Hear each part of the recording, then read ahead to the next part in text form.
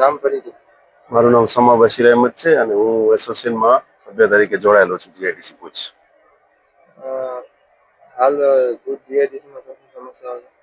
ભુજ જીઆઈડીસીમાં આમ જોવા જઈએ તો રસ્તા, ગટર અને પાણી કોઈ પણ વસ્તુ છે જ નહીં. રસ્તાની બહુ સમસ્યા છે. આજે મૂળભૂત સમસ્યા જોવા જાવ તો રસ્તાની છે, કારણ કે રસ્તામાં ખાડાવાળા રસ્તા આખી જીઆઈડીસી એસ્ટેટમાં રૂગા રસ્તા તૂટેલા ગયા, તમને રોડ નહીં દેખાય. પાણીની કોઈ વ્યવસ્થા નથી અને ગટરની પણ ક્યાંય સુવિધા આપવામાં આવેલી જ નથી. સરકારને તમે અપીલ કરી છે કે સરકારે તમને કઈ અપેક્ષા હતી? અમે 3 વર્ષ પહેલા સરકારની એક યોજના મુજબ સરકાર પાસે રજૂઆત કરેલી છે. એના બધા એસ્ટિમેટ એ બધી કરી રોડ રસ્તાની, અને સરકારે અમને બાંયધરી આપી કરીએ છીએ.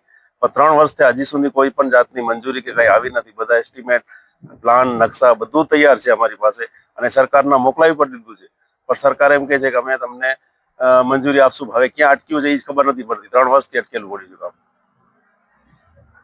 મારું નામ અરવિંદભાઈ ઠક્કર છે.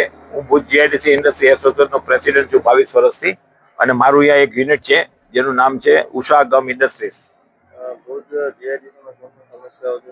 ભુજ જીઆઈડીસીની અંદર સમસ્યાની વાત કરીએ તો ઘણી બધી સમસ્યા છે, અને એ સમસ્યા માટે લોકો, ઉદ્યોગકારો થાકી બી ગયા છે. અમે એસોસિએશનમાં બી રજૂઆતો ઘણી બધી કરીએ છીએ, પરંતુ કોઈ જાતનો નિકાલ આવતો નથી. જેમ કે અહીંયા આટલા વર્ષો થઈ ગયા, કોઈ પાણીની સુવિધા નથી, રસ્તા નથી, ગટર લાઈન નથી, અને નગરપાલિકા કે કોઈ પણ સંસ્થા પૈસા ઉઘરાવવા માંગે છે પણ કોઈ સુવિધા આપવા માંગતા નથી. સરકારશ્રીની ખૂબ જ સારી ભાવના હોય છે. સરકારશ્રી બધા પેકેજો બહાર પાડે છે. મોદી સાહેબની છે, ભૂપેન્દ્રભાઈ પટેલ સાહેબની ઈચ્છા છે કે ભાઈ વિકાસ થવો જોઈએ. તો વિકાસ ક્યારે થાય?